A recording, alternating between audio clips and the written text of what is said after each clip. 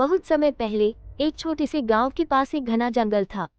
जंगल में तरह तरह के पेड़ पौधे थे और वह स्थान बहुत शांत और सुनसान था।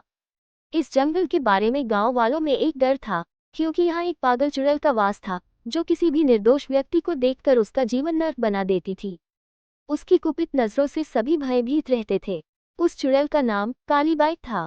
काली बाई बहुत साल पहले एक खूबसूरत महिला हुआ करती थी। उसकी आंखों में चमक और चेहरे पर एक अजीब सी मोहक मुस्कान थी। वह जंगल में रहने वाले एक अच्छे व्यक्ति से प्यार करती थी, लेकिन एक दिन उस आदमी ने उसे ठुकरा दिया। दिल टूटने से काली बाई मानसिक रूप से असंतुलित हो गई। गुस्से और मानसिक उत्तेजना के कारण उसने जादू टोना करना शुरू कर दिया और धीरे धीरे वह जंगल की सबसे खतरनाक चुड़ैल बन गई। उसकी सुंदरता और मासूमियत को एक बुरा रूप मिल गया। अब वह हर किसी को डराकर अपनी शक्ति दिखाना चाहती थी। काली बाई का क्रोध इतना बढ़ चुका था कि वह जंगल में आने जाने वाले लोगों से अपनी मर्जी के मुताबिक बदला लेती थी। वह रात के अंधेरे में अकेले चलने वाले यात्रियों को घेरकर उन्हें डराती और कभी कभी उनकी जिंदगी को खतरे में डाल देती। उसकी हंसी सुनकर लोग कांप जाते थे और कहते थे कि अगर किसी ने भी जंगल के रास्ते से गुजरने की गलती की तो उसकी किस्मत खराब हो जाएगी। गांव में एक बहादुर लड़का था जिसका नाम मोहन था। वह किसी भी तरह से उस चुड़ैल से डरता नहीं था।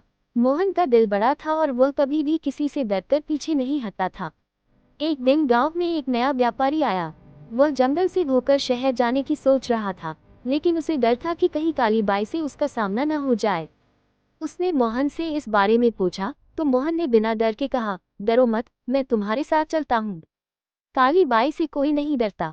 मोहन ने अपने मित्र व्यापारी को साथ लिया और दोनों जंगल में चल पड़े। जंगल में घने पेड़ पौधे थे और पूरा वातावरण कुछ अजीब सा लग रहा था। तभी अचानक एक घनी आवाज सुनाई दी, कहाँ जा रहे हो तुम दोनों? यह आवाज काली बाई की थी। वह सामने प्रकट हो गई। उसकी आंखों में एक खतरनाक चमक थी और उसका चेहरा भयावह था।